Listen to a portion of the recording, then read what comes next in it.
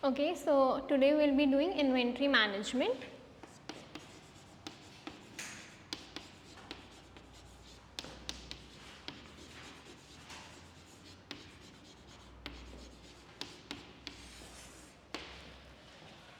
So in inventory management there are two aspects. One, you have to see then when to order an inventory and how much to order.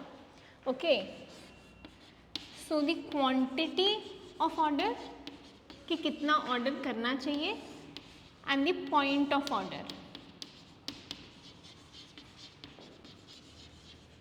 कि मेरा 50 units रह गए तब मैं order करूं या 100 units बचे हुए तब ऑर्डर करूं, और जब ऑर्डर करूं तो कितना ऑर्डर करूं. 100 यूनिट्स मंगाने में अगर मेरा एनुअल रिक्वायरमेंट एनुअल मेरा कंजम्पशन जो है 1600 यूनिट्स का है, तो सारी की सारी यूनिट्स एक ही गो में मंगा दूं, क्योंकि या फिर मैं उनको 2 बार मंगाऊं 3 बार मंगाऊं, कितने में इसको कितने टाइम्स में इसको मंगाना है. तो जो ये वाला पोर्शन है हम कैलकुलेट करते हैं EOQ से. EOQ क्या होता है? Economic order quantity. और ये किससे कैलकुलेट करते हैं? स्टॉक लेवल्स होते हैं जिसके अंदर हम डिटरमाइन करते हैं कि रीऑर्डर लेवल हमारा क्या होगा, किस पॉइंट पे जाके हमें फिर से ऑर्डर करना है, और इससे कैलकुलेट करते हैं कि कितना ऑर्डर करना है. ठीक है, तो सबसे पहले हम लोग करेंगे इकोनॉमिक ऑर्डर क्वांटिटी.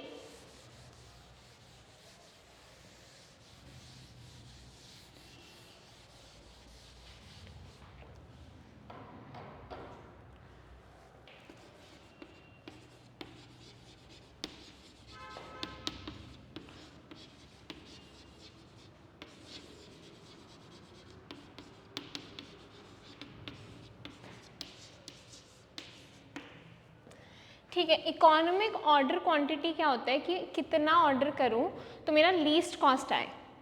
ठीक है, अब जब हम ऑर्डर करते हैं तो 3 कॉस्ट इन्वॉल्व होती हैं. सबसे पहला तो आपका हो गया परचेज कॉस्ट. ठीक है, जो भी उस मटेरियल की वैल्यू होगी, 8 रुपये पर यूनिट है, 10 रुपये पर यूनिट है, सपोज 50 रुपीज़ पर यूनिट है. आपका जो वेंडर है आपको 1 यूनिट 50 रुपये पे दे रहा है, तो वो तो आपका परचेज कॉस्ट हो गया. उसके बाद होता है आपका ऑर्डर कॉस्ट. ऑर्डर कॉस्ट क्या होता है कि उस एक पर ऑर्डर मेरा कितना वैल्यू पड़ेगा, कि ट्रांसपोर्टेशन कॉस्ट होगा, ठीक है, हैंडलिंग कॉस्ट होगा, कि एक ऑर्डर पे मेरे को ट्रांसपोर्टेशन और हैंडलिंग मेरे सब मिलाकर पर ऑर्डर कितना चार्ज पड़ता है. ठीक है, तो ये हमारा ऑर्डर कॉस्ट हो जाता है. थर्ड हमारा होता है कैरिंग कॉस्ट, या फिर जिसे हम स्टोरेज कॉस्ट भी कह देते हैं. ये आपका पर ऑर्डर होता है. कैरिंग कॉस्ट और स्टोरेज कॉस्ट क्या होता है कि मैं वेयर हाउस में जब सामान को रखूंगी तो 1 यूनिट पे मुझे कितना एक्सपेंस देना पड़ेगा. वेयर हाउस में रखा है तो उसका रेंट भी होगा, हर यूनिट का आपको इंश्योरेंस भी कराना पड़ेगा. ठीक है, तो हर एक यूनिट पे मुझे कितना कॉस्ट लगाना पड़ रहा है जब मैं उसे रख रही हूँ.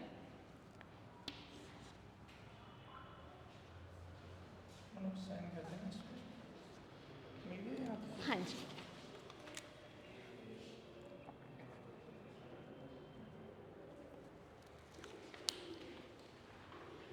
ये क्या होता है आपका पर यूनिट होता है.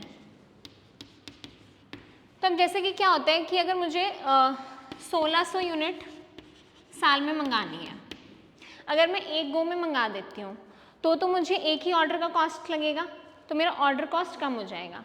लेकिन मुझे अगर सपोज करो 2 रुपये है पर यूनिट हमारी कैरिंग कॉस्ट, तो 1600 के 1600 अगर मैं रख रही हूँ तो मेरी ये वाली कॉस्ट बढ़ जाएगी 3200 हो जाएगी. पर ये हम जब भी कैरिंग कॉस्ट निकालते हैं तो एवरेज कर देते हैं, वो मैं आपको आगे बताऊँगी.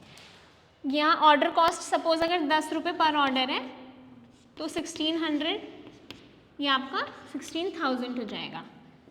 ठीक है, लेकिन तो इससे क्या प्रूव हो रहा है कि ऑर्डर कॉस्ट और कैरिंग कॉस्ट इन्वर्सली रिलेटेड होते हैं. जब ऑर्डर कॉस्ट कम होता जाएगा तो कैरिंग कॉस्ट बढ़ता जाएगा कि अगर मैं एक ही ऑर्डर में अगर बुक कर देती हूँ 1600 यूनिट्स, तो मुझे एक ही ऑर्डर का कॉस्ट देना पड़ेगा, वही मेरा 10 रुपये एक्सपेंस आएगा, लेकिन उतने यूनिट का मुझे वेयर हाउस बड़ा लेना पड़ेगा तो मेरा रेंट बढ़ जाएगा, मुझे इंश्योरेंस अमाउंट ज़्यादा लेना पड़ेगा तो वो कॉस्ट बढ़ जाएगा, तो मेरा कैरिंग कॉस्ट इंक्रीज़ हो जाएगा। तो हमेशा इन्वर्सली रिलेटेड होते हैं। अगर आपका ऑर्डर कॉस्ट बढ़ता है कि आप मतलब इसको एक बार की जगह सपोज करो 1600 यूनिट्स को आप 100 बार में मंगा रहे हो, तो हर बार आप एक 16 यूनिट्स आप मंगा रहे हो, तो इनका कैरिंग कॉस्ट कम हो जाएगा। 16 यूनिट्स का 2 रुपये जो एवरेज हम लेते हैं 16 ही आएगा, इधर 3200 आ रहा था, इधर 1600 आता। ठीक है, अब जब डिसीजन मेकिंग की बात आती है तो इसमें तो हम कुछ नहीं कर सकते, ये तो हम अज्यूम करते हैं ईओक्यू के अंदर कि हम चाहे 10 यूनिट लें एक बारी में, चाहे 100 यूनिट लें, चाहे 1000 यूनिट लें, हमारा परचेज कॉस्ट सेम है पर यूनिट। तो जब ये चेंज ही नहीं हो रहा है तो इसका हमारा कोई रोल नहीं है डिसीजन मेकिंग में। अब हमारा डिसीजन किस पे डिपेंड करेगा, ऑर्डर कॉस्ट और कैरिंग कॉस्ट के टोटल पे। ठीक है, क्योंकि यही दोनों चेंज होंगे। यहाँ तक क्लियर है? तो पहले एक क्वेश्चन के through will derive the formula of EOQ कि ईओक्यू आता कैसे है।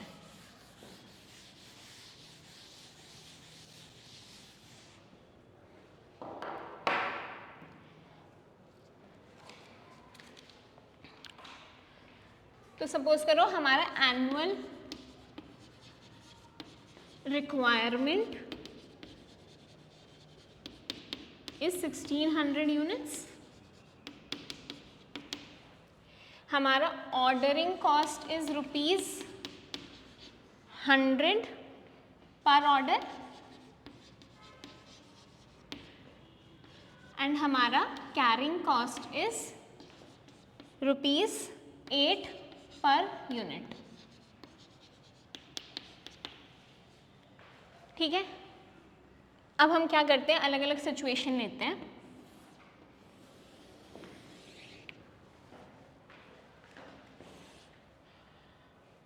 सपोज करो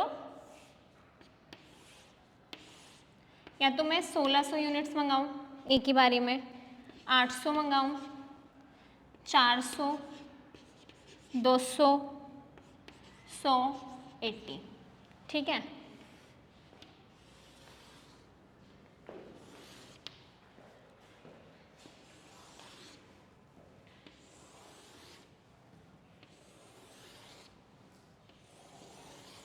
ये क्या है, नंबर ऑफ यूनिट्स पर ऑर्डर। ठीक है, एक ऑर्डर में मैं 1600 मंगाऊं, 800 मंगाऊं, 400, ये अलग अलग सिचुएशंस हैं। ठीक है, तो मुझे एक बारी में 1600 मंगा रही हूँ, मतलब मेरे कितने ऑर्डर हो गए, एक ऑर्डर हो गया, मुझे एक ही बार ऑर्डर करना पड़ेगा। अगर मैं 800 मंगा रही हूँ तो मुझे कितना ऑर्डर करना पड़ेगा, 2 बार सामान मंगवाना पड़ेगा। 400 मंगवा रही हूँ तो 4 बार, 200 तो 8, 16 और ये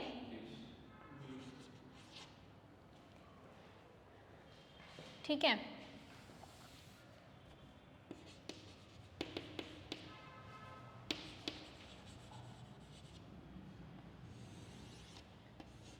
अब मेरी पर ऑर्डर कितना यूनिट कॉस्ट है, 100।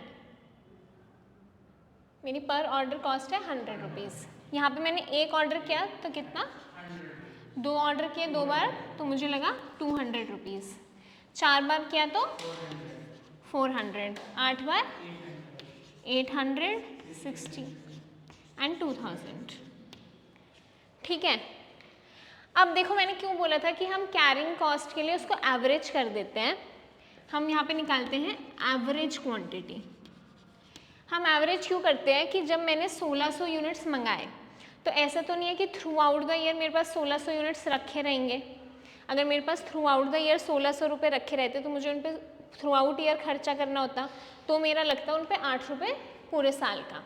लेकिन किसी मंथ 1600 होंगे, किसी मंथ फिर 1400 हो जाएंगे, फिर 1200 हो जाएंगे, 1000 हो जाएंगे, 900 800 करके एक बार 0 हो जाएंगे। तो हमारा रिड्यूस होता चला जाएगा। एक बार हम मेरे पास 1600 है, एक बार फिर अगले मंथ मेरा कंजम्पशन हो गया यूनिट्स का, मेरे पास 1200 बच गए, 1000 बच गए, 200 बच गए करके ऐसे कैसे ये क्वांटिटी रिड्यूस होता जाएगा जो मेरे वेयर हाउस में पड़ा होगा। तो इसके लिए हम क्या करते हैं कि इसका एवरेज कर देते हैं, कि हम मान लेते हैं कि इसका हाफ यूनिट, मतलब कि 1600 है तो 800 ही यूनिट एवरेजली मेरे पास पूरा साल रहे। ठीक है, तो सबको हम 2 से डिवाइड करते जाते हैं, इसका एवरेज लेते जाते हैं कि इतना ही यूनिट मेरे को मेंटेन करना है, क्योंकि कभी मेरे पास 800 से ज़्यादा भी था, कभी मेरे पास 800 से कम यूनिट्स भी है। ठीक है, तो इसका क्या हो जाएगा 8 क्वांटिटी डिवाइडेड बाय 2। हाँ, हर बार एवरेज मान रहे हैं क्योंकि हमें नहीं पता ना अभी तो कितना है, तो हमने अज्यूम कर लिया कि एवरेज हमने ले लिया है, कितना हमें मेंटेन करना है। तो ये हो जाएगा 400, 800 डिवाइडेड बाय 2, ये हो जाएगा 200, 100, 50 एंड 40। ठीक है, अब मेरा कैरिंग कॉस्ट कितना आ जाएगा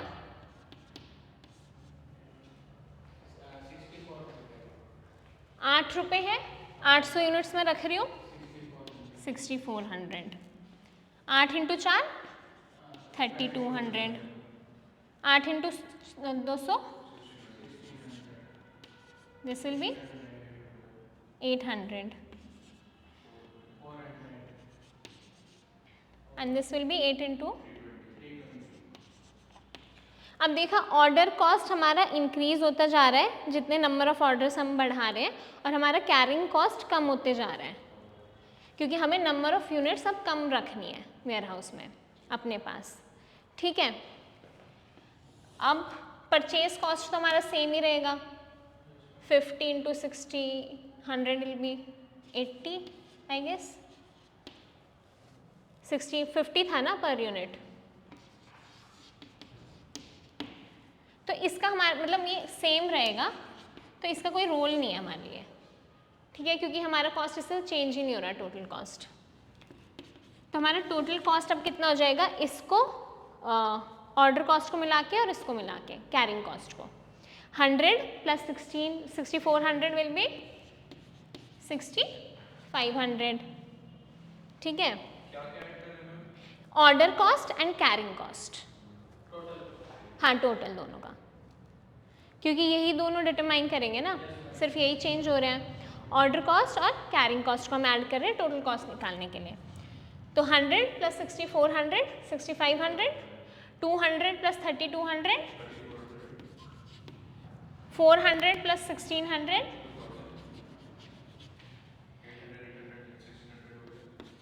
1600,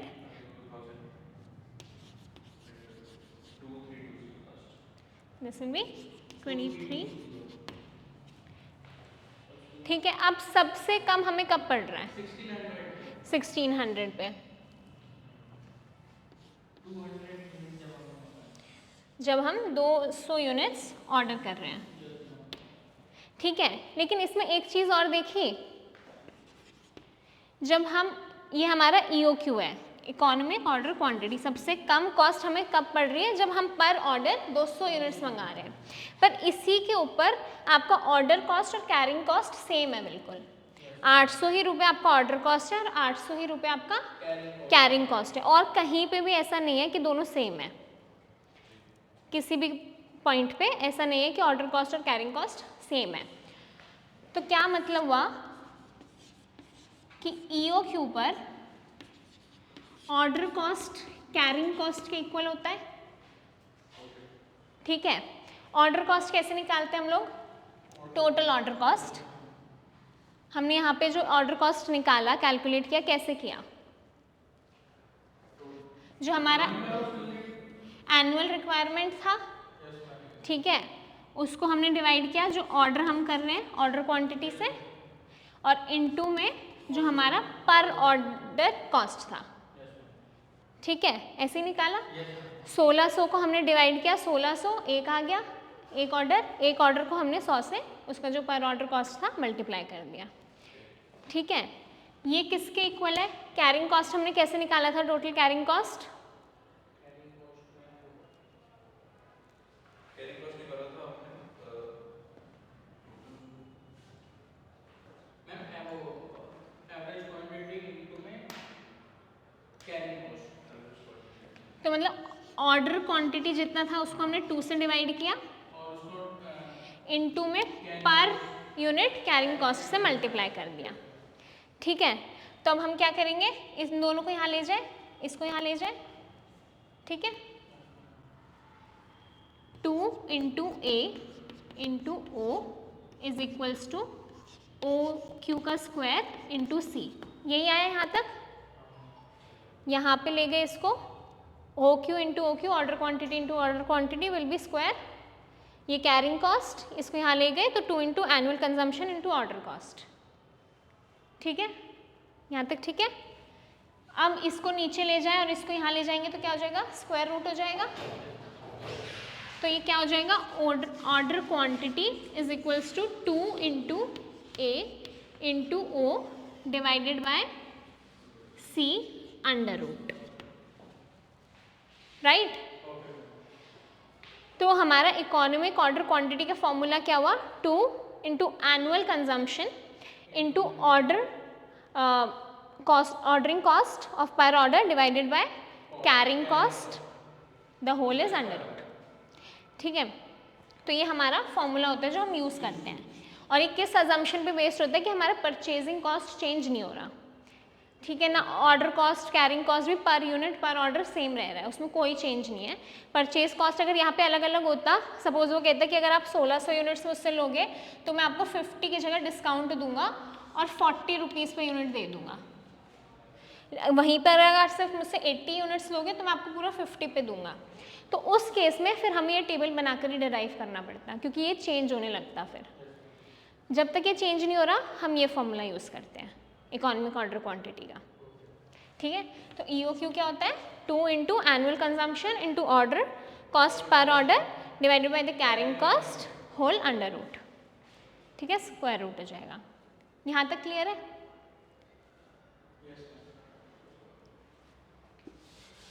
तो हम इस पर क्वेश्चन करें।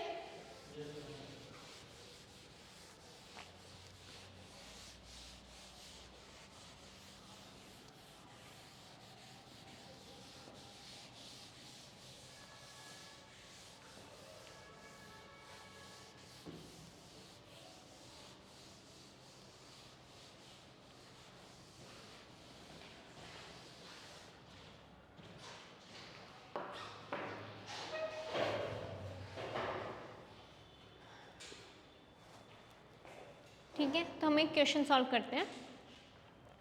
यहाँ पे मैं फॉर्मूला लिख रही हूँ आप लोगों के ईज के लिए।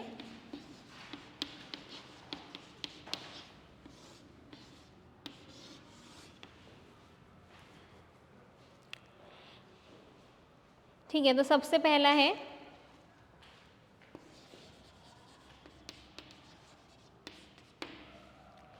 एक XYZ लिमिटेड कंपनी है जिसका कैरिंग कॉस्ट है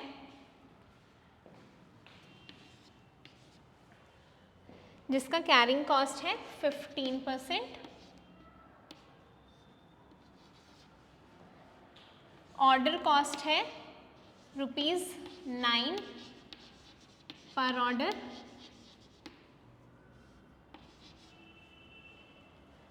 एनुअल कंजम्पशन है 4800 यूनिट्स, और at the rate purchase price क्या है? ₹4 पर यूनिट। ठीक है, we are assuming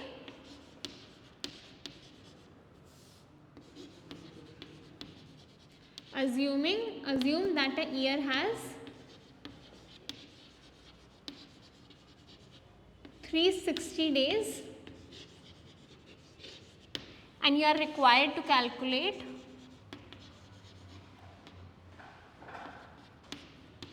A, economic order quantity, B, number of orders, and C frequency of orders, कि कितने टाइम बाद हमें ऑर्डर प्लेस करना पड़ेगा। ये 3 चीज़ें हमें कैलकुलेट करनी है। सबसे पहले EOQ, फिर साल में हमें कितने ऑर्डर प्लेस करने पड़ेंगे, नंबर ऑफ ऑर्डर्स, और हर एक ऑर्डर के बीच में कितना गैप होगा, तो कितनी फ्रीक्वेंसी से 15 दिन बाद, 20 दिन बाद, कितने दिन बाद हमें दूसरा ऑर्डर प्लेस करना पड़ेगा, तो ये कैलकुलेट करना है।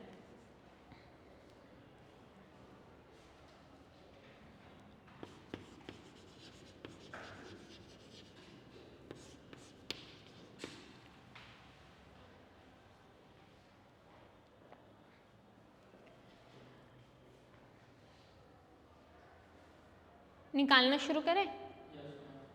अब EOQ के लिए हमें क्या चाहिए, एनुअल कंजम्पशन। एनुअल कंजम्पशन हमें दिया हुआ है 4800।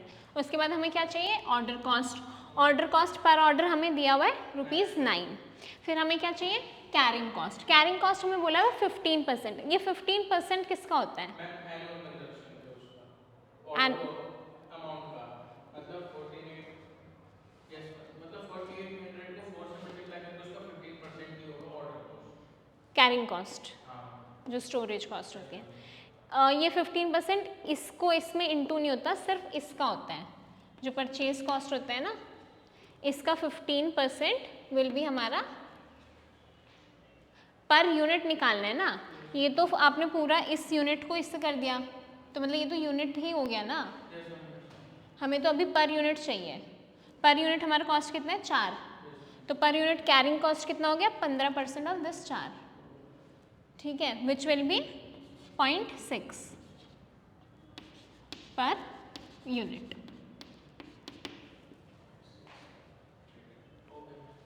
ठीक है, हमेशा ये होता है आपका एनुअली, ये होता है आपका पर ऑर्डर, और ये होता है आपका पर यूनिट। ठीक है, तो अब EOQ के लिए सब कुछ हो गया हमारे पास। 2 into annual is 4800, ordering cost per order is ₹9 divided by carrying cost which is 0.6, this thing entire under root. क्या आएगा,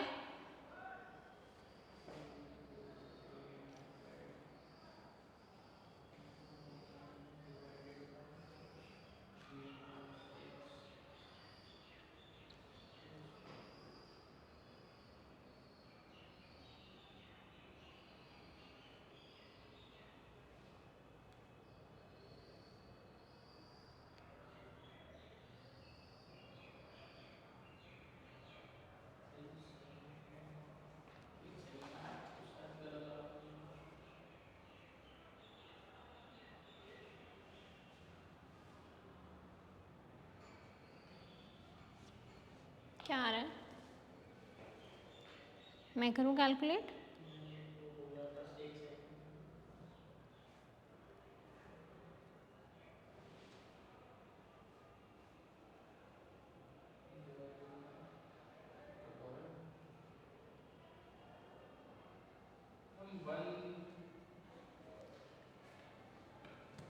क्या अंडर रूट नहीं निकल रहा, अंडर रूट नहीं निकल रहा मैं, कितना आया, अंडर रूट छोड़ो, यहाँ पर यहाँ तक कितना आया, वो 144 ट्रिपल जीरो।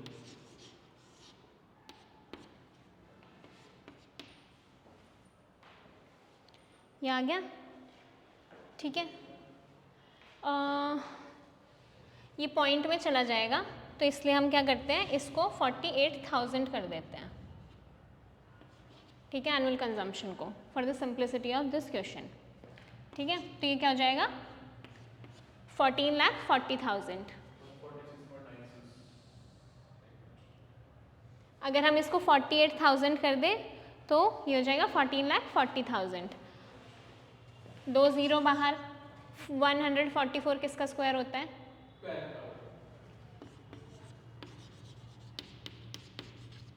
कितना हो गया, 1200 यूनिट्स। इसको मैंने यहाँ पे 48,000 कर दिया है। ठीक है, कैलकुलेशन के सिंप्लीफिकेशन के लिए।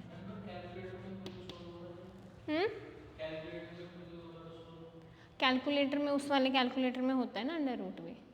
फोन वाले में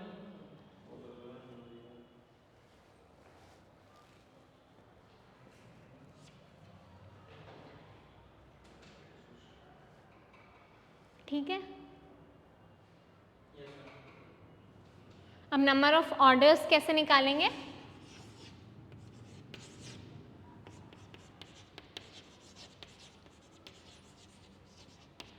नंबर ऑफ ऑर्डर्स कैसे निकालेंगे? Total unit divided by unit, वो 1200 से, और 1200 से डिवाइड कर देंगे टोटल। 1200 से डिवाइड कर देंगे, तो मतलब annual requirement divided by EOQ। Annual requirement कितना था? 48,000 डिवाइडेड बाय EOQ कितना आया? 1200। तो ये कितना हो गया?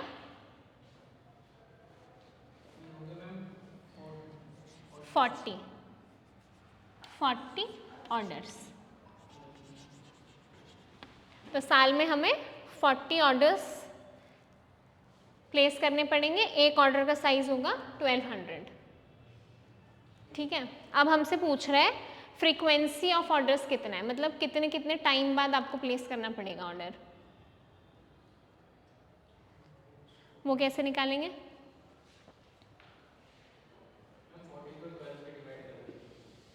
40 को 12 से डिवाइड कर देंगे।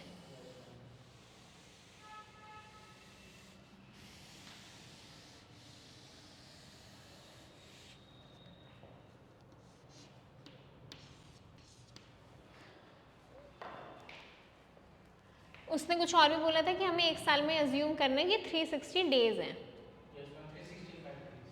उस क्वेश्चन में बोला हुआ है कि 360 डेज अज्यूम करना है। वैसे 365 होते हैं, बट दे स्पेसिफिकली सेड कि 360 आप अज्यूम करो। ठीक है। टोटल हमारे पास है 360 डेज, और टोटल ऑर्डर कितने प्लेस करने हैं? 40।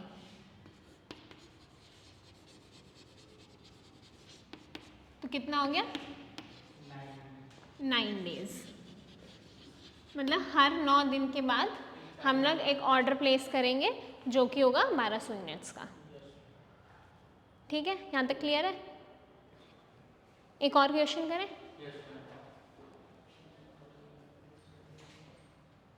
अब कर दूं?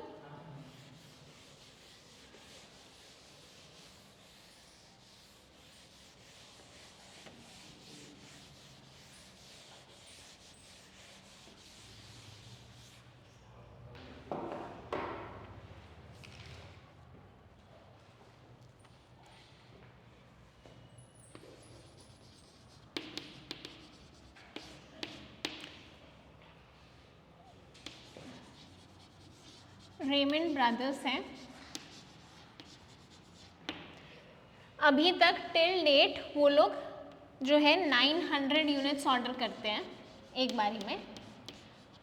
तो पर ऑर्डर वो 900 यूनिट्स ऑर्डर करते हैं हर 3 महीने में। तो फ्रीक्वेंसी कितना है? 3 मंथ्स का, और लॉट साइज है 900। ठीक है। हमें क्या उनका परचेज कॉस्ट है, मतलब पर यूनिट कॉस्ट है 12। उनका कैरिंग कॉस्ट है 25%। ऑर्डर कॉस्ट है ₹16 पर ऑर्डर। अब हमें बताना है कि EOQ अगर वो इकोनॉमिक ऑर्डर क्वांटिटी के हिसाब से ऑर्डर करता है तो वो कितना सेव कर लेगा, तो उसकी सेविंग्स कितनी हो जाएगी, ये हमें कैलकुलेट करना है। तो हमें क्या करना पड़ेगा? पहले हमें टोटल कॉस्ट इस पर निकालना पड़ेगा कि 900 यूनिट्स करता है तब उसको कितना कॉस्ट पड़ता है एनुअली, और EOQ कैलकुलेट करके कि इतना क्वांटिटी अगर वो ऑर्डर करता है तो उसको क्या कॉस्ट पड़ेगा। दोनों का डिफरेंस विल टेल कि उसको कितना सेव होएगा।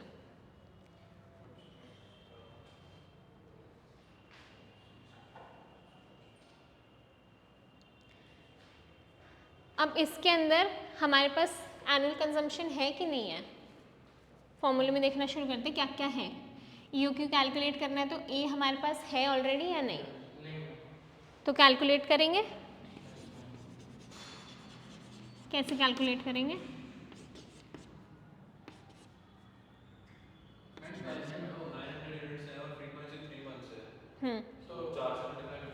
हाँ, तो 900 इंटू 4 मतलब 3600 यूनिट्स।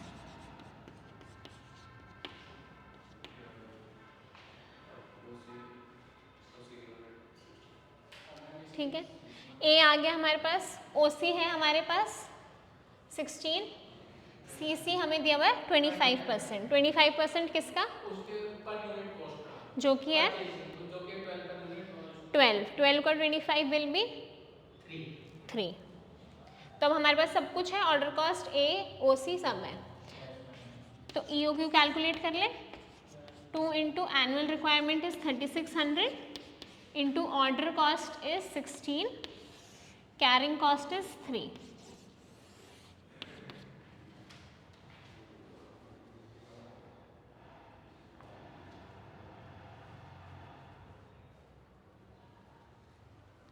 कितना आ रहा है?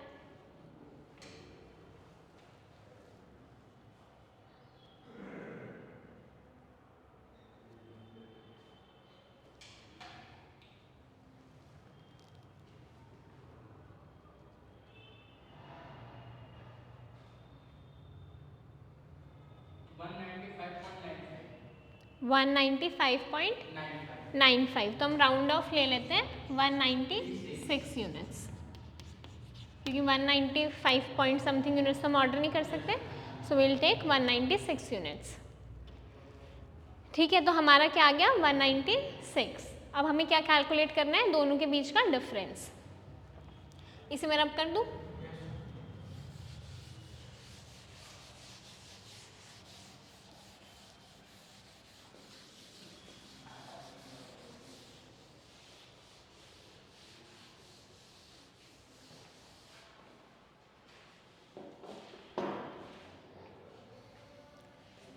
तो हम एक बार ले लेते हैं 900 यूनिट्स और एक बार 196 यूनिट्स। ठीक है, तो पहले हम कैलकुलेट करेंगे order cost at the rate of 16 it was 16 per unit. अब इधर कितने नंबर ऑफ ऑर्डर्स प्लेस करेंगे? 4 इंटू 16 विच विल बी 64। इधर कितने ऑर्डर्स प्लेस करने पड़ेंगे?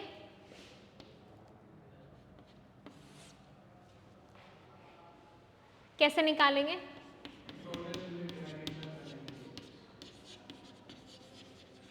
टोटल यूनिट्स हमारे कितने थे? 3600 डिवाइडेड बाय 196 कितना आ रहा है? 18.36 यानी कि 18। ठीक है, 18 इंटू 16 विल बी 288। तो इस केस में हमें ऑर्डरिंग कॉस्ट ज़्यादा पड़ रही है, क्योंकि इधर हम कम ऑर्डर्स प्लेस कर रहे थे 64, इधर हमें ऑर्डरिंग कॉस्ट पड़ रही है 288। अब हमें सेकंड चीज़ क्या कैलकुलेट करनी पड़ेगी? कौन सी सेकंड कॉस्ट होती है? Carrying cost.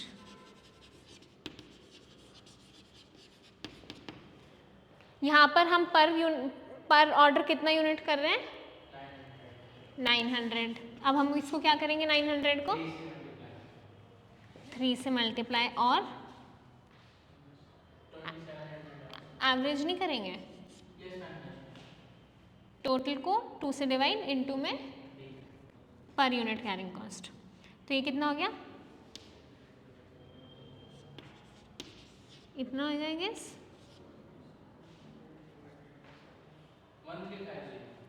ठीक है, इधर कैसे करेंगे? पर यूनिट पर ऑर्डर कितना है? 196।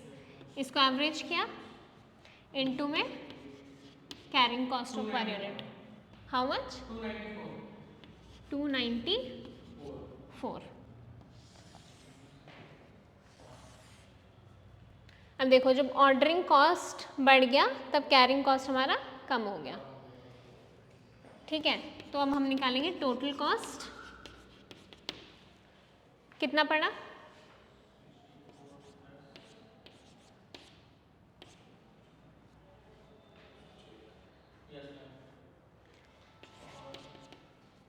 ये कितना पड़ा,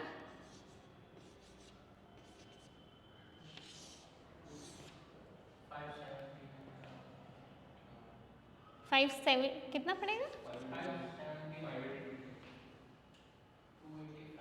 288। तो अब हमारा सेविंग्स कितना हो गया, रेमंड ब्रदर्स के लिए saving is 1414 minus 582 which will be rupees 832। तो अगर वो इकोनॉमिक ऑर्डर क्वांटिटी के हिसाब से 196 यूनिट्स ऑर्डर करता है वर्सेस जो भी कर रहा था वो, तो उसको इतना फ़ायदा होता है, ठीक है।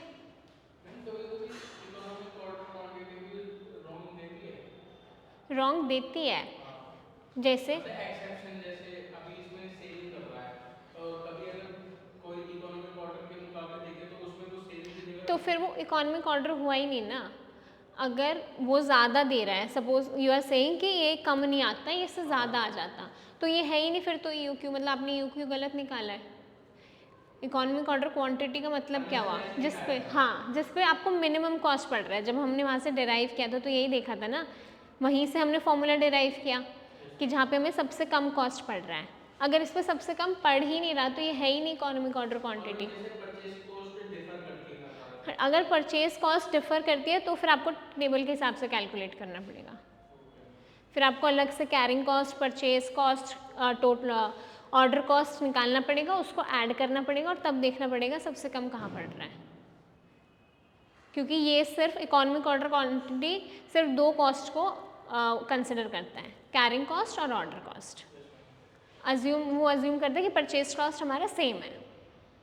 अगर वो डिफर कर रहा है तो इसके अजम्पशंस वायलेट होते हैं और तब हम इसे अप्लाई नहीं कर सकते, ठीक है। कैरिंग कॉस्ट को हमेशा एवरेज करके फ्रीक्वेंसी से मल्टीप्लाई करना है। हाँ, हमेशा उससे करके ये उसका पर यूनिट कैरिंग कॉस्ट है, फ्रीक्वेंसी नहीं आई है। 25% था ना कैरिंग कॉस्ट हमारा, और हमारा पर यूनिट परचेज कॉस्ट कितना था, 12 रुपीज़। तो इसका 25% हमने निकाला तो पर यूनिट हमारा आया कैरिंग कॉस्ट 3 रुपये। ये फ्रीक्वेंसी नहीं है, ये कैरिंग कॉस्ट पर यूनिट है। और इसको हम एवरेज इसलिए करते हैं क्योंकि हमेशा थ्रू आउट द ईयर हमारे पास यही नहीं रहेगा, ये चेंज होता है, तो हम इसका एवरेज ले लेते हैं, ठीक है। एक और क्वेश्चन करें। EOQs मतलब very simple and majority of the times there is a numerical from EOQ.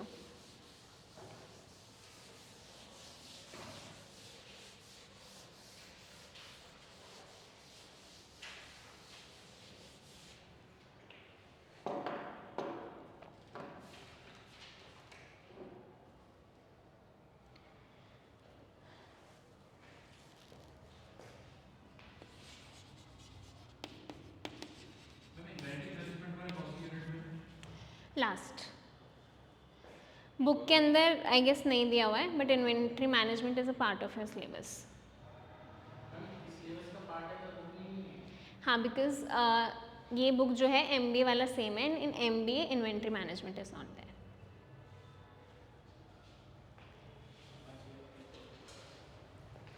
Inventory management is the part of the syllabus, ठीक है। You people have the syllabus ना, otherwise I'll share, ठीक है। तो उसके अंदर है इन्वेंट्री मैनेजमेंट। अब question, a manufacturing company places a semi-annual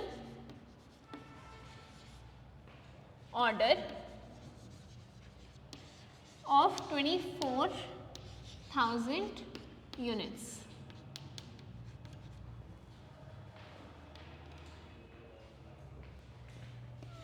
At a purchase price of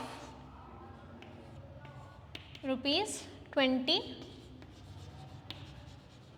per unit. Carrying cost is 15% and your order cost is rupees 12 per order. We are required to calculate EOQ and number of orders.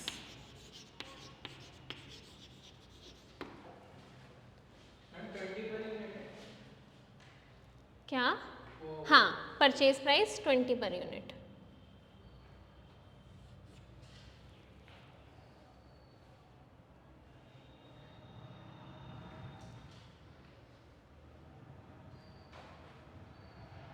उस case में हमारी frequency frequency 2 होगी. 2 होएगी, पर ये तो अभी वो लोग कर रहे हैं ना, EOQ कैलकुलेट करेंगे तब चेंज हो जाएगा. अभी फ्रीक्वेंसी 2 है तो फ्रीक्वेंसी 2 से अभी क्या कैलकुलेट हो जाएगा? Annual requirement. 48,000 तो सबसे पहले हमारा आ जाएगा एनुअल हमारा एनुअल रिक्वायरमेंट कितना है, 48,000 विच विल बी 24,000 इंटू 2 48,000. ठीक है. अब हमारे पास A है, हमारे पास OC है. OC कितना दिया हुआ है हमें? 12. ठीक है. CC कितना दिया है हमें? Carrying cost 15%. This will be of 20 which will be 3 per unit.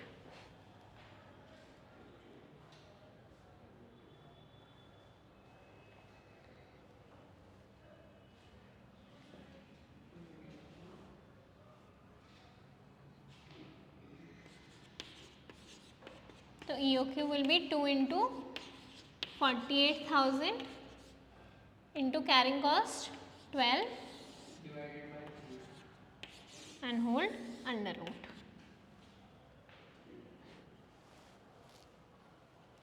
कितना आ रहा है? 690.67 620. सो मतलब अप्रॉक्स 620 यूनिट्स. ये हमारा हो गया EOQ. पहला हो गया. दूसरा क्या निकालना है हमें? Number of orders.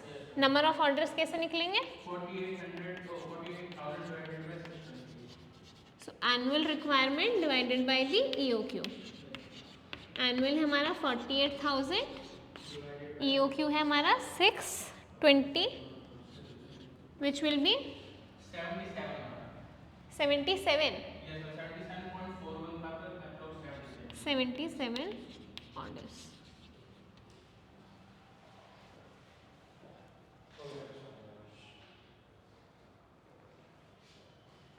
ठीक है. समझ आ गया? अब कुछ भी होएगा तो कर लोगे. मतलब गिवन होगा ना सब चीजें इस तरह. हाँ ये सब गिवन होगा. हाँ. कैरिंग कॉस्ट जो चीज़ गिवन नहीं होगी, मतलब एनुअल अगर नहीं दिया हुआ तो ऐसे कैलकुलेट करना है. नहीं तो order cost and carrying cost generally percentage में होती है, तो वो आपको उधर से निकालना पड़ेगा. जब नहीं दिया होगा कि सेमी एनुअल फ्रीक्वेंसी क्या है तो फिर नंबर ऑफ ऑर्डर कैसे? अगर दिया नहीं हुआ सेमी एनुअली तो आप ऊपर लिख देना दैट यू आर अज्यूमिंग कि एनुअल है. वैसे तो दिया होगा कि कितने में है, बट अगर ये दिया ही नहीं हुआ, यहाँ पे सेमी वर्ड नहीं यूज हुआ, एनुअल वर्ड नहीं यूज हुआ, तो places a order of 24,000 then you assume कि एनुअली उनका 24,000 है. स्पेसिफिक मान के चलना एनुअल ईयर. हाँ, अगर कुछ नहीं बोला हुआ तो.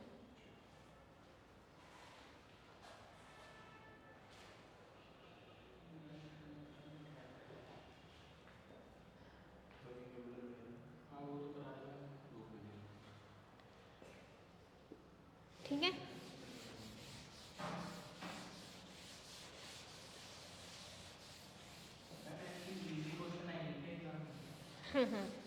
अगर तुम आपको प्रैक्टिस होगी तो ईजी लगेगा, प्रैक्टिस नहीं होगी तो वो तो रिलेटिव टर्म है ना, ईजी और डिफिकल्ट। मेरे को केस बेस्ड स्टडी का एक क्वेश्चन समझा देना, टाइम लगेगा मुझे। अच्छा ठीक है।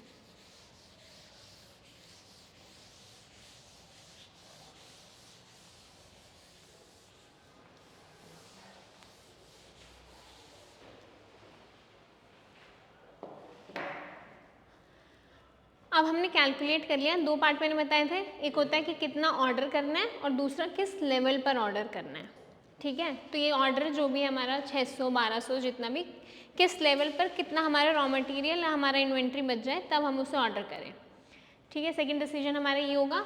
तो इसके अंदर अलग अलग स्टॉक लेवल्स आपके आते हैं। तो सबसे पहले आता है आपका रीऑर्डर लेवल। ये वो लेवल है जहाँ पर आकर आप रीऑर्डर करोगे। तो सपोज आपके पास 100 यूनिट्स थी, मैंने आपने EOQ आपका आया सपोज 100, ठीक है। अब 100 आया आपका, 100 यूनिट्स थी, अब आपकी बच गई 90 यूनिट्स, फिर आपकी बच गई 70, फिर बच गई 50। तो आपको डिसाइड करना है कि 70 बच जाए तब मैं दोबारा से ऑर्डर करूँ, 90 हो तब ऑर्डर करूँ, 50 हो तब, या फिर मैं 0 जाने दूँ, किस लेवल पर मैं जाकर ऑर्डर प्लेस करूं, ठीक है। तो जब हम रीऑर्डर करते हैं तो क्या कंसिडर करना चाहिए, कब करना चाहिए रीऑर्डर? एवरेज के टाइम पे। किस चीज़ के एवरेज के टाइम पे? अच्छा, जब भी ये होता है तो ये दो चीज़ें हमें दी होती हैं या फिर हमें चाहिए होती हैं। वन क्या होता है आपका कंजम्पशन लेवल या यूजेज, और सेकंड क्या होता है टाइम। ये टाइम क्या होता है? लीड टाइम, कि आपने ऑर्डर जब प्लेस किया और आपका ऑर्डर रिसीव हुआ, उसमें टाइम गैप होगा। अगर मैं आज ऑर्डर प्लेस करती हूँ, अमेजोन से भी किया, किसी से भी किया, तो हमें उसी दिन नहीं मिल जाता, 2 दिन 4 दिन हफ्ते बाद, तो वो कितना टाइम लगेगा हमारे प्लेसमेंट और रिसीव करने में, लीड टाइम कितना है। उसके बाद हम उस मतलब हमारा कंजम्पशन कितना है, क्योंकि उस टाइम पे भी हम कंज्यूम कर रहे होंगे मटेरियल्स। आज अगर मैं ऑर्डर कर देती हूँ तो मैं अपना प्रोडक्शन तो नहीं रोक दूँगी, मेरा कंजम्पशन चलता रहेगा। तो इसके अंदर ये दो चीज़ें बहुत इंपॉर्टेंट होती हैं, आपका कंजम्पशन लेवल, किस रेट पे आप कंज्यूम करते हो, और आपका रीऑर्डर का टाइम पीरियड क्या है, कि आपने ऑर्डर किया और आपको रिसीव हुआ उसमें कितना टाइम लगता है, ठीक है। तो ये जाता है आपका मैक्सिमम होता है इसमें, एक आपका नॉर्मल होता है कि जो एवरेज, एक मिनिमम, ठीक है। कि मैक्सिमम मुझे कितने दिन लग जाएंगे, मिनिमम कितने लगेंगे, एवरेज कितना लगेगा, ठीक है। तो मैं कहती हूँ मैक्सिमम ज़्यादा से ज़्यादा मुझे 4 दिन में मेरा ऑर्डर रिसीव हो जाता है, ठीक है। मिनिमम मुझे 2 दिन में रिसीव हो जाता है, और नॉर्मली नॉर्मल सर्कमस्टांसिस में जब सब एज यूजुअल रहता है तो 3 दिन में मुझे रिसीव होता है मेरा ऑर्डर। जब मैंने प्लेस किया उसके 3 दिन बाद मुझे मटेरियल मिल जाता है, ठीक है। मैक्सिमम कंजम्पशन कितना है, मैं कितने यूनिट्स कंज्यूम करती हूँ पर डे, 15 यूनिट्स मैं अपनी कंज्यूम कर लेती हूँ पर डे, और मेरा मटेरियल मैक्सिमम 4 दिन बाद आएगा। नॉर्मल मेरा कंजम्पशन रहता है 10 का, मैं एक दिन में 10 यूनिट्स का यूज़ करती हूँ अपनी इन्वेंट्री में से, और मिनिमम 5, कि मैं 5 यूनिट्स को यूज़ करती हूँ हर दिन, ठीक है। तो रीऑर्डर लेवल क्या होना चाहिए, किस पॉइंट पे जाके मुझे लगना चाहिए कि अब तो मुझे ऑर्डर प्लेस कर देना चाहिए, जब मैं मैक्सिमम कंजम्पशन कर रही हूँ। मैंने क्या माना, maximum consumption into maximum reorder time, ठीक है। मैं एक्सट्रीम सर्कमस्टांस मान रही हूँ कि हर दिन मैं 15 यूनिट कंज्यूम करती हूँ, और मैंने जब ऑर्डर प्लेस कर दिया तो उसके बाद मुझे 4 दिन और लग जाएंगे। तो इस ड्यूरिंग में मुझे कितने यूनिट्स की ज़रूरत पड़ेगी, 60, मतलब मेरे स्टॉक में 60 यूनिट्स तो होने ही होने चाहिए, ठीक है। क्योंकि अगर मैं मैक्सिमम कंजम्पशन कर रही हूँ और ये अगर मेरे को ये नॉर्मल चल रहा है मेरा सब कुछ, तो मेरा 30 यूनिट मेरे पास 60 होगा, 100 में से मेरा 60 बचा होगा। जब मैं कंज्यूम करती जाऊँगी, 3 दिन बाद मेरा मटेरियल आ गया तो मेरे पास 30 यूनिट्स बचे होंगे, और तब मेरा वापस से स्टॉक आ जाएगा, तो वापस फिल हो गया, ठीक है। मिनिमम है तो मुझे कितना चाहिए होगा, 10। तो मतलब कि मैं 10, मेरे पास 50 यूनिट्स और बचे होंगे, मेरा स्टॉक आ जाएगा वापस से और मैं रीस्टॉक करके अपना मेरा एज यूजुअल चलता रहेगा। बट व्हाट इफ ये वाला सिचुएशन हो जाता है कि मैं मैक्सिमम यूज़ कर रही हूँ, बहुत ज़्यादा डिमांड है और मैक्सिमम टाइम लग गया, तो मुझे 60 यूनिट चाहिए ही चाहिए, नहीं तो मेरा प्रोडक्शन स्टॉप हो जाएगा। तो मेरा रीऑर्डर लेवल क्या हो जाएगा, maximum consumption into maximum reorder time period. ठीक है, तो इस केस में क्या हो गया, maximum is 15 units per day into 4 days, तो रीऑर्डर लेवल आपका 60 यूनिट्स। ठीक है, सेकेंड आपका होता है मैक्सिमम स्टॉक लेवल।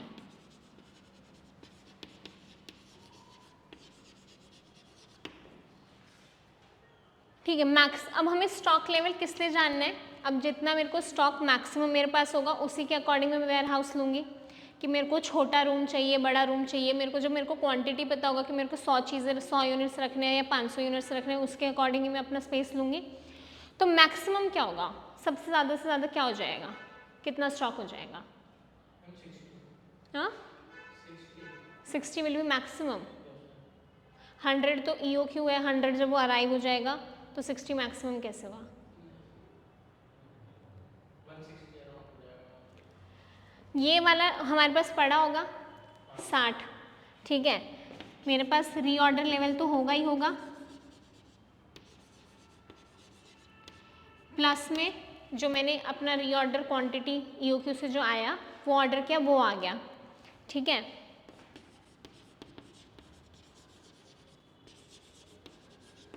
साठ मेरे पास था, 100 मैंने मंगा लिया।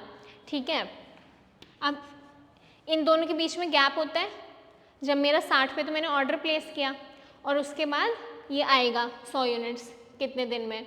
ठीक है, तो इस ड्यूरिंग में मैं क्या मानूँ, मैं मान रही हूँ कि मुझे मैक्सिमम जानना है ना, तो मैं मिनिमम कितना कंज्यूम करूँगी, मैक्सिमम जानने के लिए मिनिमम माइनस करना चाहिए।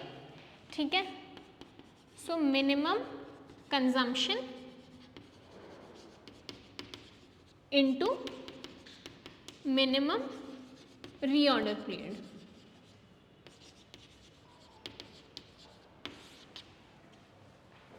ठीक है, तो रीऑर्डर लेवल 60 था, यहाँ पे हमने कैलकुलेट किया, EOQ से आया हमारा रीऑर्डर क्वांटिटी, हम 100 यूनिट्स मंगाते हैं हर ऑर्डर में, मिनिमम कंजम्पशन में कितना करती हूँ 5 का, और मिनिमम टाइम मेरा लगा 2, सो दिस विल बी 150। मतलब मुझे अपने वेयर हाउस को ये सोच के रेंट पे लेना है कि किसी भी पॉइंट पे इतना उसके ऊपर कैपेसिटी होना चाहिए कि मेरे 150 यूनिट स्टोर हो जाए। ठीक है, क्योंकि हम बाहर तो नहीं रख सकते, तो हमें निकालना है कि कितना हमको यूनिट्स मैक्सिमम स्टोर करना पड़ जाएगा। तो ये मैक्सिमम स्टॉक लेवल हो गया, यहाँ तक क्लियर है।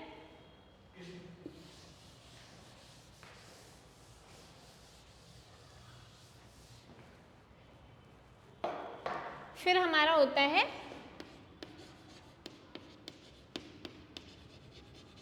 Minimum stock level. किसी भी पॉइंट पे कम से कम कितना स्टॉक होगा मेरे पास,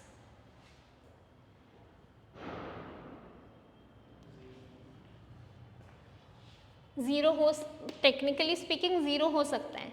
ठीक है, ऐसा हो सकता है मेरे पास स्टॉक ही ना हो, पर प्रैक्टिकली क्या हम चाहते हैं ये सिचुएशन अराइज हो, नहीं ना, प्रैक्टिकली तो ऐसा नहीं होगा कि हम बिल्कुल वेट करें कि हमारा सब कुछ खत्म हो जाए और तब फिर हमारा मटेरियल आ रहा है। मिनिमम 20 रहेगा, क्यों, कैसे कैलकुलेट किया 20? क्योंकि अगर 20 रहेगा तो हम 20 जिस दिन रहेगा उस दिन अगर हम ऑर्डर करते हैं तो अगले 2 दिन बाद 20 आ जाएगा, मतलब EOQ तो 100 था और तुमने लिया कि 20 2 दिन बाद आ जाएगा जब मिनिमम टाइम पीरियड लग रहा है। व्हाट इफ 4 दिन लग गए तो, और मैं 15 के रेट पे कंज्यूम कर रही हूँ तो मेरा 1-1.5 दिन में ख़त्म हो जाएगा। तो मिनिमम मेरा कितना होगा किसी भी टाइम पे,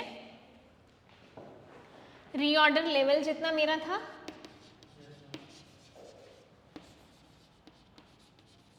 इसमें से माइनस ये वाला सिचुएशन। तो कभी कभी होता है कि मैक्सिमम हमने यूज़ कर लिया मिनिमम, वैसे हमारा नॉर्मल चलता है, तो विल अज्यूम कि हम नॉर्मली कंजम्पशन कर रहे हैं, तो normal consumption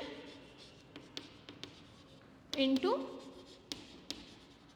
normal reorder period.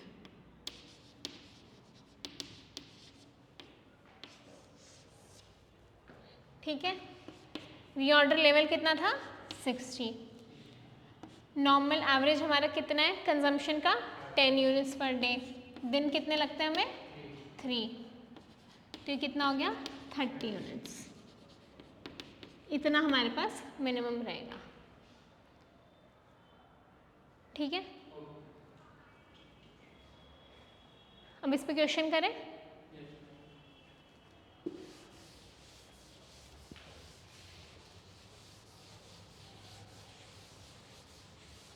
और एक होता है हमारा average inventory, average stock level कितना होता है।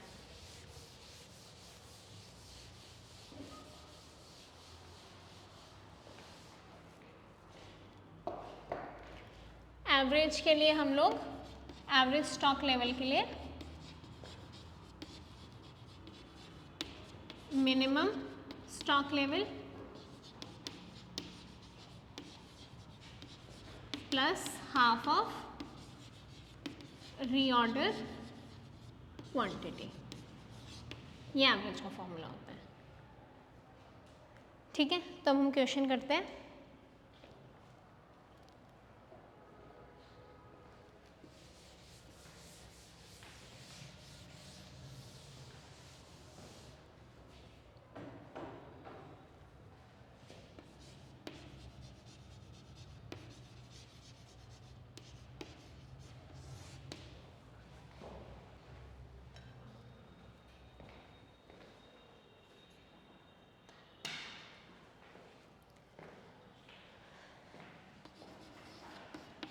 maximum consumption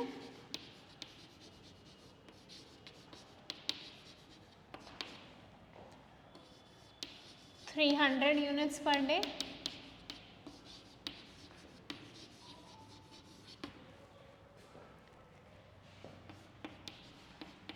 minimum consumption 180 units per day,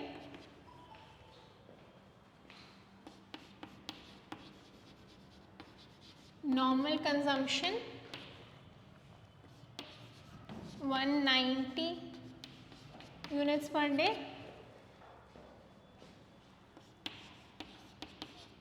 reorder period 10 to 15 days,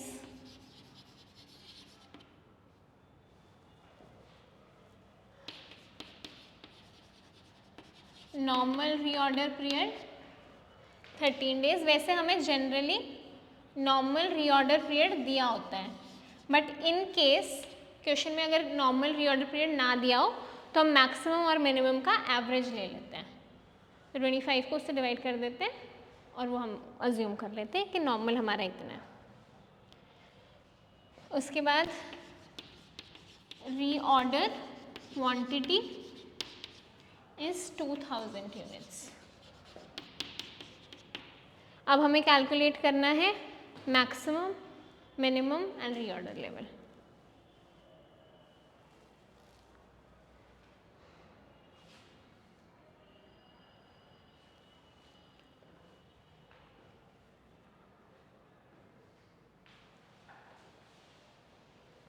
क्या कैलकुलेट कर रहे हैं? Maximum stock level, minimum stock level and reorder level.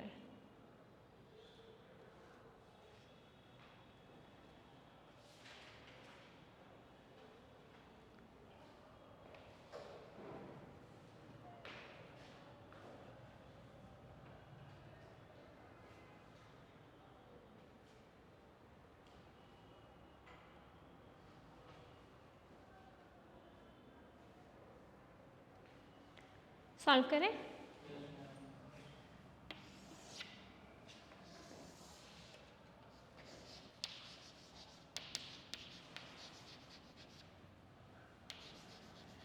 Reorder level का क्या फॉर्मूला था?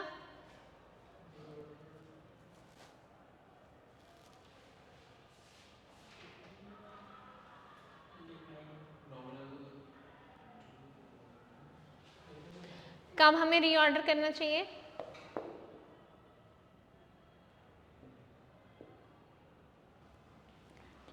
Maximum consumption into maximum reorder period.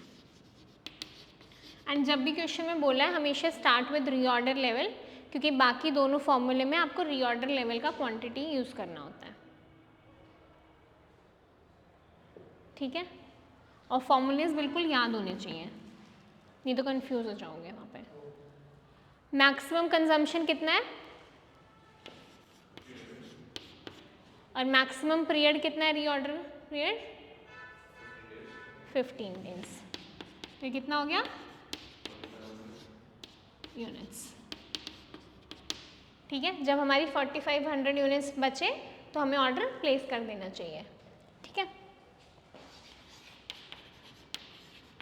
Maximum stock level का क्या formula था?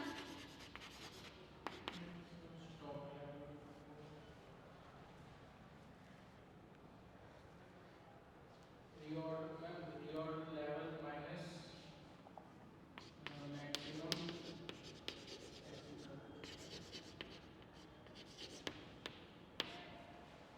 maximum consumption into मैक्सिमम, जब मैक्सिमम निकालना होता है तो मैक्सिमम या माइनस करते हैं? जब मुझे निकालना है कि मैक्सिमम कितना स्टॉक मेरे पास एक बार होगा तो मुझे मिनिमम निकाल माइनस करना चाहिए ना, कि मिनिमम अगर इतना ही गया तब भी मुझे इतने की ज़रूरत पड़ेगी फिर उस केस में। तो मिनिमम कंजम्पशन इनटू में मिनिमम रीऑर्डर पीरियड। तो रीऑर्डर लेवल कितना था? 4500 यूनिट्स माइनस मिनिमम कंजम्पशन कितना है? Minimum time reorder time period कितना है? 10। तो कितना हो गया?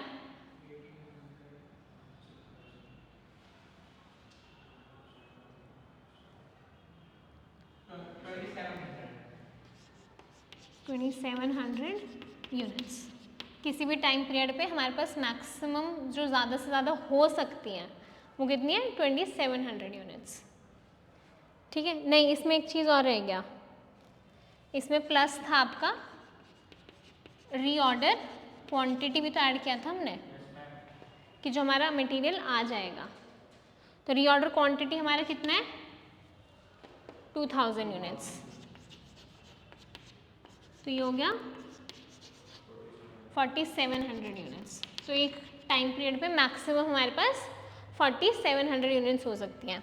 क्या फॉर्मूला है? रीऑर्डर लेवल, जहाँ पे जब हमने ऑर्डर किया कितनी क्वांटिटी हमारे पास हमने ऑर्डर करी जो आ जाएंगी, और इन दोनों टाइम पीरियड के बीच में हम सपोज मिनिमम कंजम्पशन कर रहे हैं। तो हमारा अजम्पशन क्या है कि हमारे पास 4500 यूनिट्स जब बचे थे हमने 2000 यूनिट्स का ऑर्डर प्लेस कर दिया। जब तक ये 2000 यूनिट्स हमारे पास आई तो हमने तब तक मिनिमम ही कंजम्पशन किया, ठीक है। तो इतना है जो हम मिनिमम कंजम्पशन कर रहे हैं, तब इतना हमारे पास मैक्सिमम यूनिट्स फिर हो सकता है, ठीक है।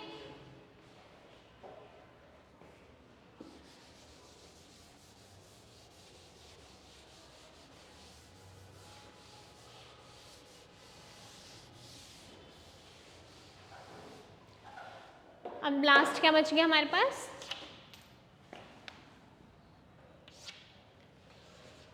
Minimum stock level.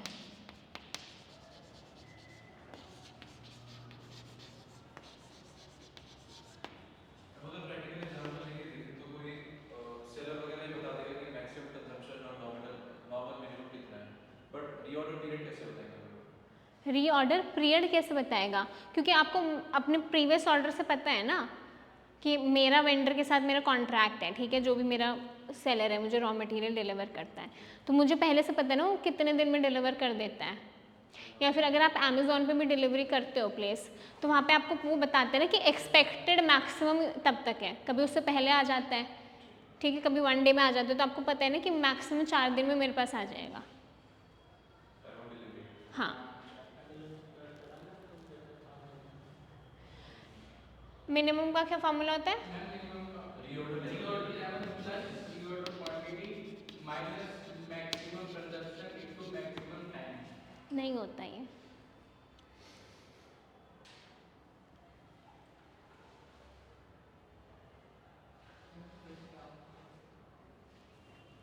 Minimum stock level is reorder level इसका नॉर्मल से माइनस नॉर्मल कंजम्पशन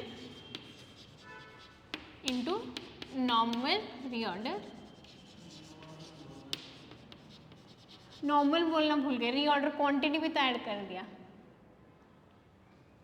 वो स्टार्टिंग में बोल दिया कि हाँ रीऑर्डर लेवल हाँ, reorder level minus normal consumption into normal reorder period.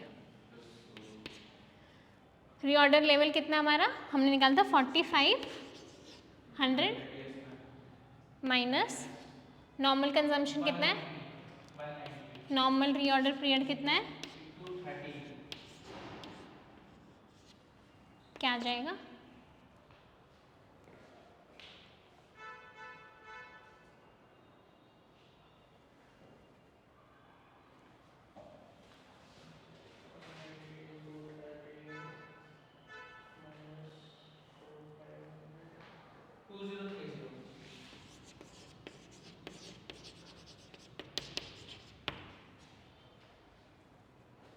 ठीक है, रीऑर्डर क्वांटिटी रीऑर्डर क्वांटिटी तो हमें दिया है ना ऑलरेडी क्वेश्चन में।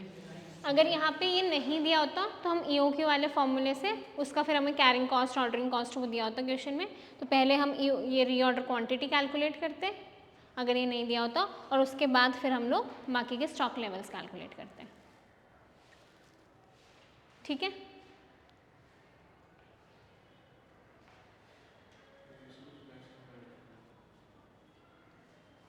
एक और क्वेश्चन करें।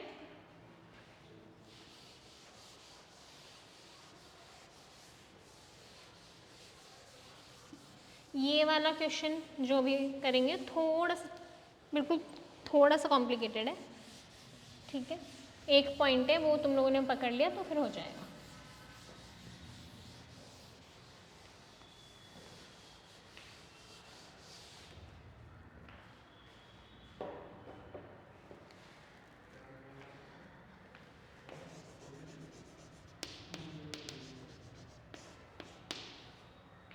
एक जी मैन्युफैक्चरिंग कंपनी है,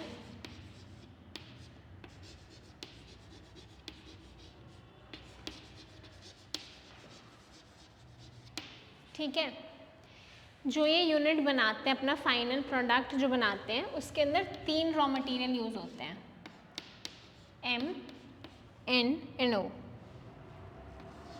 क्यों ले लेते हैं इसे ताकि 0 के साथ मिक्स ना हो। एक यूनिट बनाने के अंदर उसको M वाला रॉ मटेरियल, ये उसके 3 रॉ मटेरियल है जो उसको चाहिए अपना फाइनल प्रोडक्ट बनाने के लिए, उसमें M जो है वो 10 kg लगता है पर यूनिट में, N आपका 8 kg लगता है पर यूनिट में, और Q आपका 6 kg लगता है पर यूनिट में। तो जो एक यूनिट वो बनाते हैं 10 किलो M यूज़ करता है, 8 ये और 6 इसका, तब वो फाइनल प्रोडक्ट बनता है। ठीक है, reorder level of M is 15,000 kg, of N is 10,000 kg, और Q का हमें नहीं गिवन है। ठीक है, यहाँ तक रीऑर्डर लेवल M का 15,000 किलो, इसका 10,000 किलो, Q का हमें नहीं पता। ठीक है, आगे वो बोल रहा है मिनिमम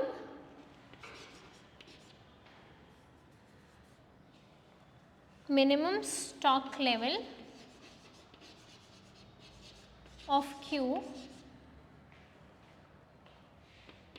is 25,000 kg.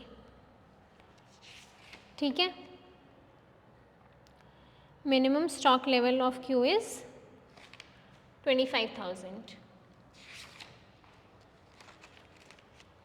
अब जो वीकली प्रोडक्शन उनके फाइनल प्रोडक्ट की है Z वालों की, वो कितनी है? ये आपका शायद मिनिमम कंजम्पशन होगा, एक बार चेक कर लेंगे. मिनिमम स्टॉक लेवल है या मिनिमम कंजम्पशन है. ठीक है, Z जो है, जो उसका वीकली प्रोडक्शन है,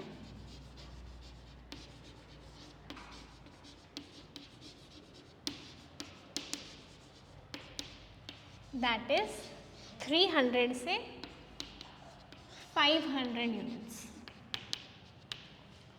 और नॉर्मल कितना है? 400 यूनिट्स पर वीक. अब डेज में नहीं गिवन है, अब वीक्स में गिवन है. ठीक है, उसके बाद एक टेबल है,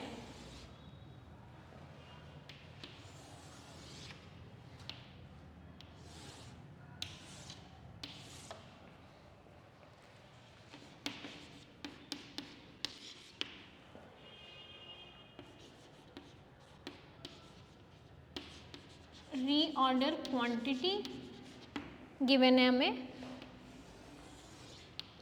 M का है 20,000 यूनिट्स, N का है 15,000 यूनिट्स एंड Q का है 20,000 यूनिट्स. जो हमारी डिलीवरी टाइम है ये हमें वीक्स में गिवन है. ठीक है, minimum, normal and maximum.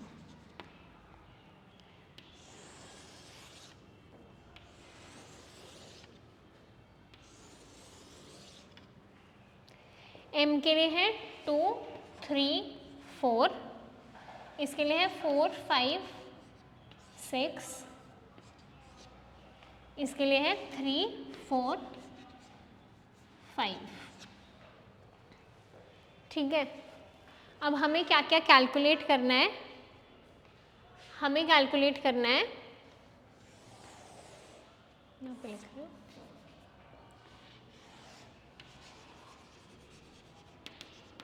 you are required to calculate first minimum stock level of M, maximum stock level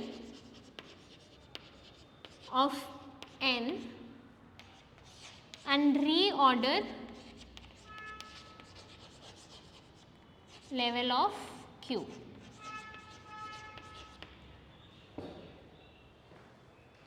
ठीक है, क्वेश्चन समझ आ गया? क्या नहीं समझ आया?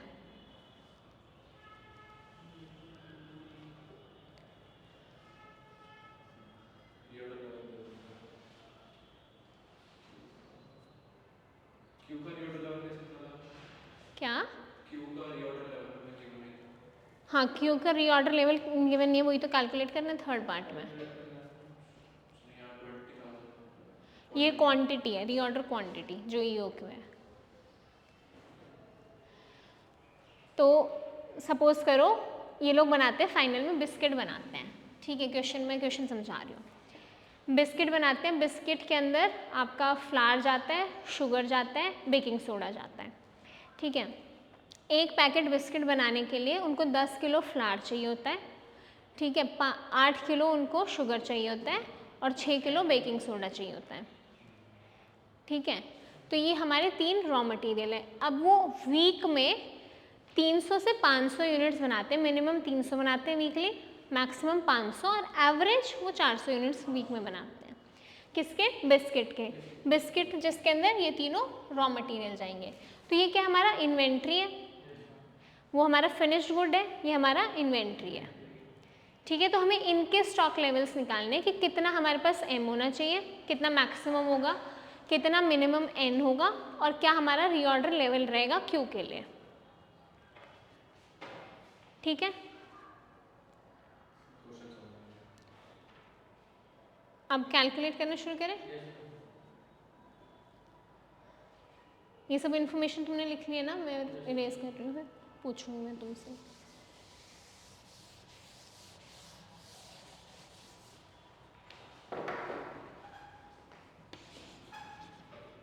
तो मिनिमम सबसे पहले क्या कैलकुलेट करना है, minimum stock level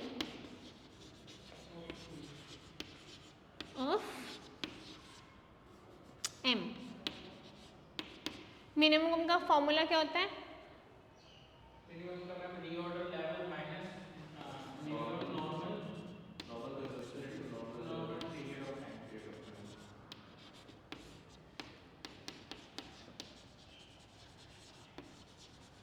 consumption into normal time.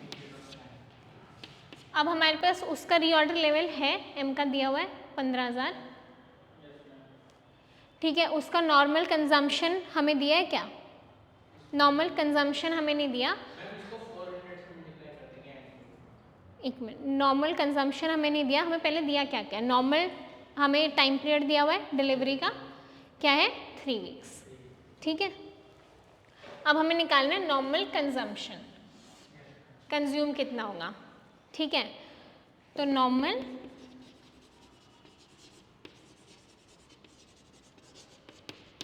Consumption कैसे निकालेंगे, मैम अगर 10 किलो एक यूनिट में जा रहा है और 400 यूनिट बन रहे हैं नॉर्मल, तो 400 इंटू 10। हाँ, तो 400 इंटू 10 तो कितना हो गया 4000, हमारा नॉर्मल कंजम्पशन हो गया। अब ये सब कुछ हम इधर डालेंगे और हमारा मिनिमम आ जाएगा। रीऑर्डर लेवल था 15,000, नॉर्मल कंजम्पशन है 4000, नॉर्मल टाइम पीरियड है 3 वीक्स, 12,000 माइनस हो गया 3,000 kg is the minimum stock level of M. ठीक है, तो मेन जो हमें ये समझना था सिर्फ इतना पॉइंट कि ये इसका रॉ मटेरियल है, तो अगर ये 400 यूनिट यूज़ हो रहा है तो ये कितना यूनिट यूज़ होगा। अगर इसके 400 यूनिट बन रहे हैं और एक यूनिट के अंदर 10 किलो जा रहा है तो टोटल कितना जाएगा 4000 किलो। कौन सा, ये वाला नॉर्मल निकाला कैसे है ना, वही ना, वो पूछ रहा है कि नॉर्मल कंजम्पशन कितना होगा। अगर मैं एक बिस्किट का पैकेट बना रही थी और मैंने 400 यूनिट में एवरेज बनाती हूँ, नॉर्मल ले रही हूँ अभी मैं, नॉर्मल का सिनेरियो, और हर एक यूनिट में मेरा 10 किलो फ्लावर यूज़ होता है, एक यूनिट में 10 किलो यूज़ होता है, वीकली मैंने बनाया 400, तो कितना फ्लावर मेरे को चाहिए होगा 400 इंटू में 10, एक यूनिट के अंदर 10 किलो यूज़ हो रहा है, 400 के अंदर कितना यूज़ होगा, नॉर्मल सिनेरियो में, नॉर्मल में वो 400 बनाते हैं, हमें नॉर्मल चाहिए यहाँ पे, तो 400 इंटू 10, 4000 किलो मेरे को आटा चाहिए होगा अपने 400 यूनिट बनाने के लिए।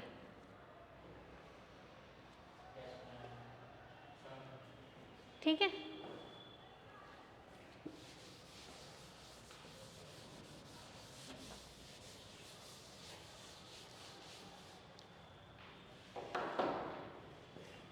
सेकेंड हमें कैलकुलेट करना है maximum stock level of N.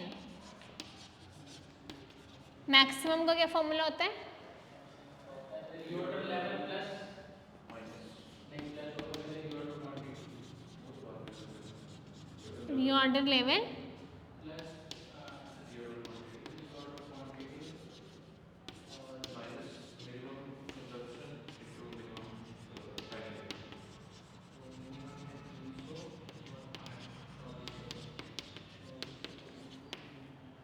Reorder level हमें पता है एन का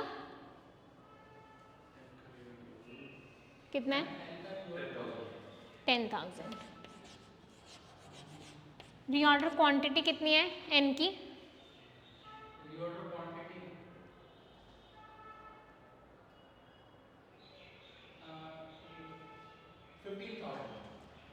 15,000, यहाँ पे दिया है ना रीऑर्डर क्वांटिटी 15,000। मिनिमम कंजम्पशन कितना होगा? मिनिमम कंजम्पशन होगा 8 into 300 यानी कि 2400। 8 into 300 समझ आ गया? मिनिमम कितना बनता है? 300, और एक के लिए कितना चाहिए? 8 किलो। ठीक है, 2400 इंटू मिनिमम टाइम कितना है इनके लिए? 4 वीक्स। कैलकुलेट करो।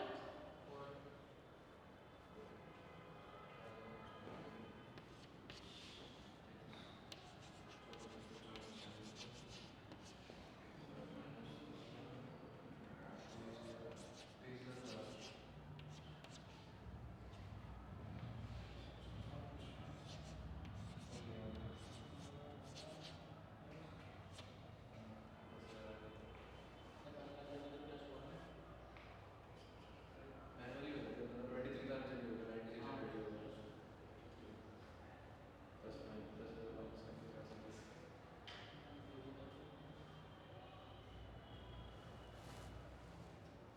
प्लस माइनस यही आ रहा है क्या? यही आ रहा है?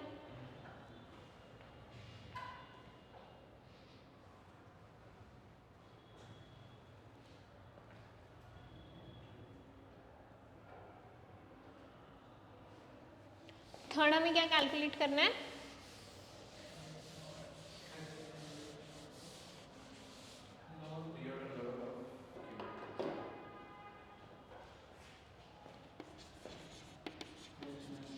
रीऑर्डर के लिए क्या चाहिए हमें? Maximum consumption into maximum time period. Maximum consumption कितना होगा?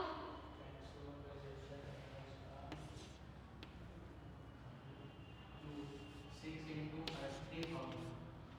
500। Yes ma'am। 6,000 और maximum time है 5।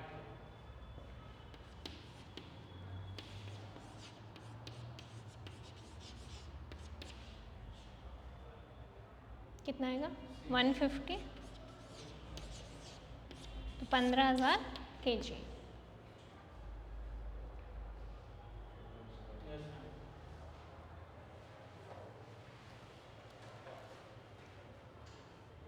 हो गया? आ गया समझ? कोई डाउट? नहीं।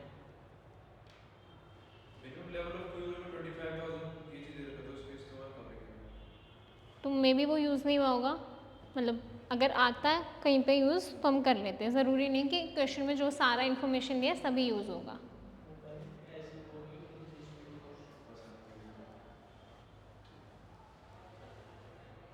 ठीक है, कर दूँ इससे रेस?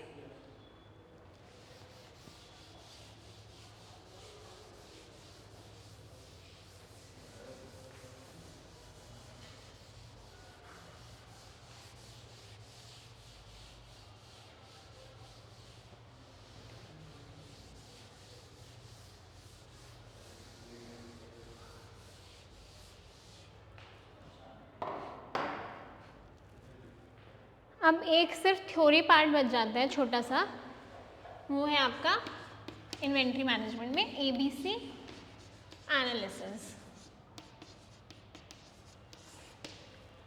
ABC एनालिसिस क्या बोलता है कि अगर जैसे इधर आपके पास थे M, N और Q, ठीक है, तो आपके पास जो रॉ मटेरियल होता है उसके अंदर आपके 3 क्लास में कैटेगराइज करता है।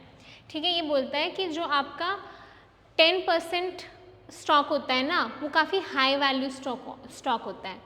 तो अगर मैं यहाँ पे लिख दूँ नंबर ऑफ आइटम्स और यहाँ लिख दूँ value of item, item here is raw material percentage term में।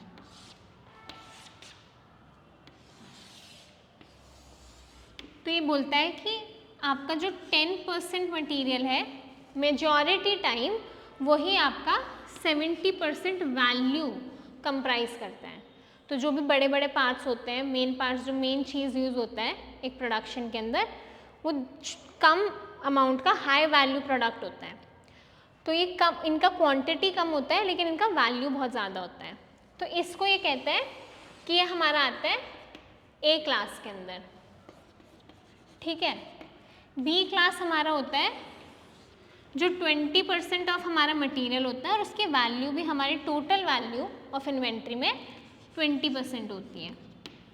और सी हमारा आता है जो कि 70%, जो बहुत छोटे छोटे सामान होता है, ठीक है। तो काफ़ी क्वांटिटी उसका बहुत ज़्यादा होता है, 70% होता है, लेकिन उसका वैल्यू सिर्फ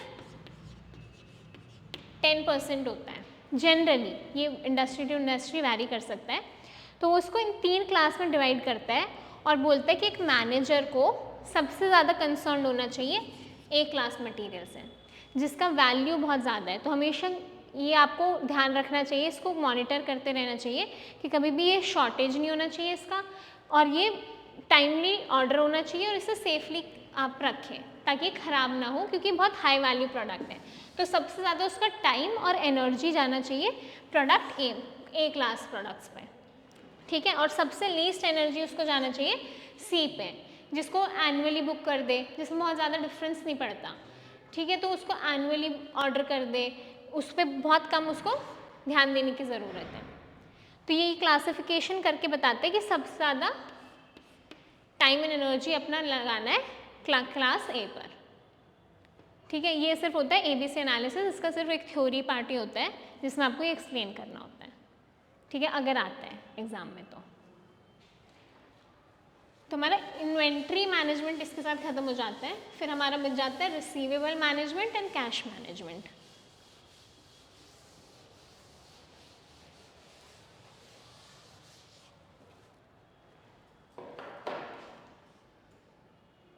अच्छा, टाइम हो गया, तो फिर नेक्स्ट टाइम हम लोग करेंगे रिसीवेबल्स मैनेजमेंट।